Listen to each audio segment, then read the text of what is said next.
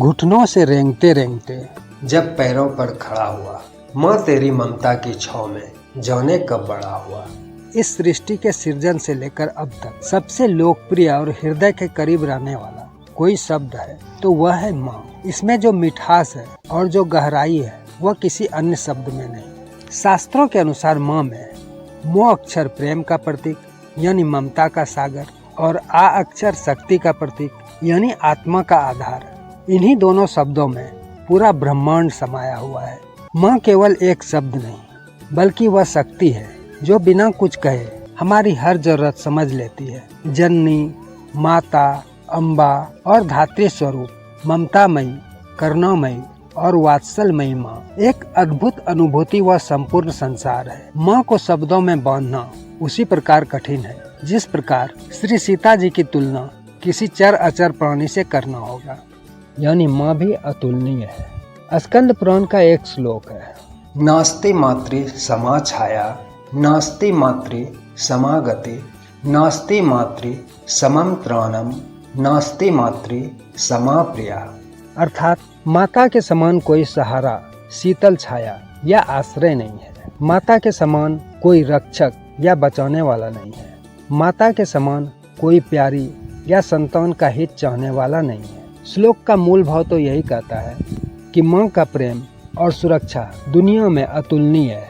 माँ से बढ़कर कोई प्रिय वस्तु नहीं हो सकता, रक्षक या सहारा नहीं हो सकता। आपके जीवन में माँ का स्थान कोई नहीं ले सकता, पर एक माँ आपके जीवन में सभी का स्थान ले सकती है। गुरु का, पिता का, भाई बहन का और मित्रों का, या जिसका भी अभाव आपके जीवन में होता है, माँ उसे पूर्ण कर देती है। उसकी कभी कमी महसूस नहीं होने देती है और यह सब माँ निस्वार्थ भाव से आपको खुश व सुख पहुँचाने के लिए करती है। तभी तो संकट या मुसीबत में अनायास ही मुँह से माँ निकल जाता है। उस समय उनका आशीर्वाद हम बच्चों को सुरक्षा कवच प्रदान करता है और मुसीबत टल जाता है। एक बहुत प्रसिद्ध कहावत है, ईश्वर हर जगह नहीं हो सकता था, इसलिए ईश्वर ने माँ को बनाया। हमारे वेदों ने भी माँ को पूजनीय का, देवता का दर्जा दिया है। मातृ देवो भव।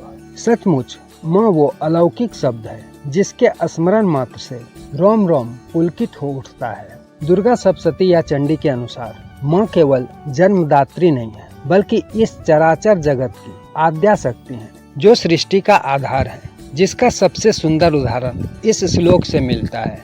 या देवी सर्वभूतेषु मातृरूपेण संस्थिता, नमस्तस्ते नमस्तस्ते नमस्तस्ते नमो नमः। जो देवी समस्त प्राणियों में माता के रूप में स्थित है, उन्हें बारंबार प्रणाम है। यह माँ का अर्थ वात्सल्य, करुणा और पोषण की वह पराकाष्ठा है जो संतानों के भय को हर लेती हैं और बुराइयों का संहार कर धर्म की स्थापना करती हैं। यानी माँ ममतामयी गौरी भी हैं और रक्षणकारी दुर्गा भी हैं। शास्त्रों और मान्यताओं के अनुसार कुपुत्रो जायेत क्वचिदपि कुमाता न भवति। भाव यही है कि संतान कर्तव्य से विमुख हो सकता है, किंतु माता का प्रेम वात्सल का अंत नहीं है। माँ का प्रेम निस्वार्थ, क्षमाशील है, जो अपने बच्चों के दोषों को भूलकर सदैव उसका कल्याण ही चाहती है। श्री रामचरितमानस के अनुसार माँ केवल जन्म देने वाली ही नहीं बल्कि धर्म, त्याग और नैतिकता का पाठ पढ़ाने वाले प्रथम गुरु का साक्षात स्वरूप है। गोस्वामी तुलसीदास जी ने माँ की महिमा को कई चौपाइयों और दोहों के माध्यम से समझाया है। मैं भी सरलता से आपके समक्ष माँ के कुछ भावों को रखने का प्रयास कर रहा हूँ, जिनमें प्रथम है परम गुरु और मार्गदर्शक। मानस में माँ वह है जो अपनी ममता से ऊपर उठकर संतान को धर्म के रास्ते पर चलने की सीख देती है। इसका सबसे श्रेष्ठ उदाहरण माता सुमित्रा है। जब लक्ष्मण जी वन जाने की आज्ञा मांगने आते हैं, तब माता सुमित्रा जी लक्ष्मण जी को वन जाने से रोकती नहीं है बल्कि एक ऐतिहासिक उपदेश देती है। तात तुम्हारी माँ तो वैदेही, पिता राम सब भांति स्नेही, अवध तहाँ जहाँ राम निवासो, तहि दिवस जहाँ भानु प्रकाशो। अर्थात हे तात, वन में जानकी जी आपकी माता होंगी और सब प्रकार से स्नेह करने वाले श्री राम जी आपके पिता होंगे।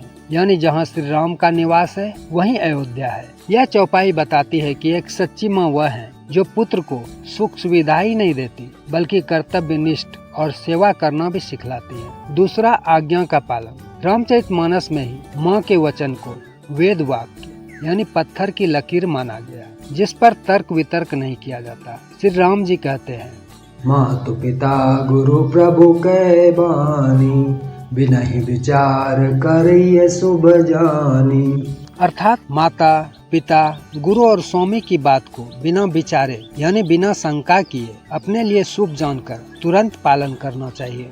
तीसरा है चरण अनुरागी। श्री राम जी का यही भाव पूरी तरह से दिखता है। श्री राम जी 14 वर्ष तक वन में रहे, लेकिन उन्होंने कभी भी अपने विमाता कैकेयी माता के प्रति सम्मान कम नहीं होने दिया। उन्होंने माता कौशल्या के समान ही कैकेयी माता का भी सम्मान किया। मानस के अनुसार माँ वह शक्ति है जिसके चरणों में स्वर्ग है, वचनों में वेद है, जिसकी शिक्षा में जीवन का सार है। वह संतान के चरित्र की पहली शिल्पकार है। माँ के प्रति श्री राम का आदर देखें। प्रात काल उठ के रघुनाथा, मातु पिता गुरु ना वही माता। अर्थ बिल्कुल साफ है। प्रातः काल जागने पर सर्वप्रथम श्री रघुनाथ जी अपने माता, फिर पिता, फिर गुरु को मस्तक नवाते हैं। अंतिम है माँ का स्थान स्वर्ग से भी ऊंचा। रामचरितमानस के अनुसार माँ का स्थान स्वर्ग से भी ऊंचा व श्रेष्ठ है। यह श्लोक माता की सर्वोच्च महिमा को दर्शाती है। जननी जन्मभूमिश्च स्वर्गादपि गरीयसी। जिसने हमें जीवन दिया, जन्म दिया और जिस धरती से हम आए हैं वे स्वर्ग से भी अधिक श्रेष्ठ व मूल्यवान है।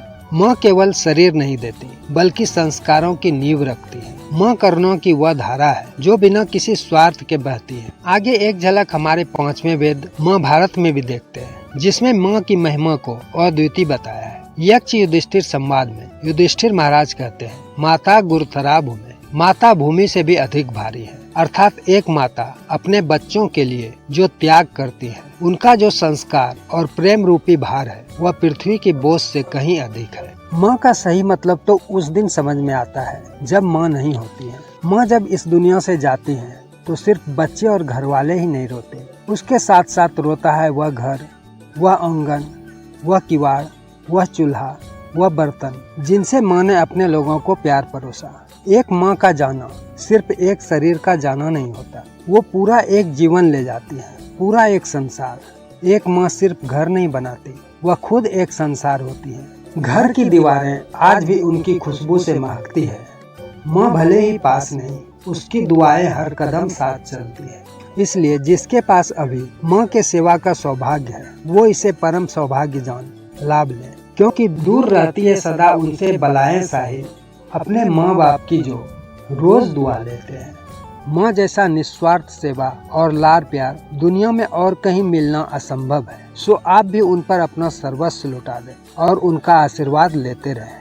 मेरी माँ भी अब नहीं रही, यह वीडियो उन्हीं की प्रेरणा है और उन्हीं को समर्पित कर रहा हूँ।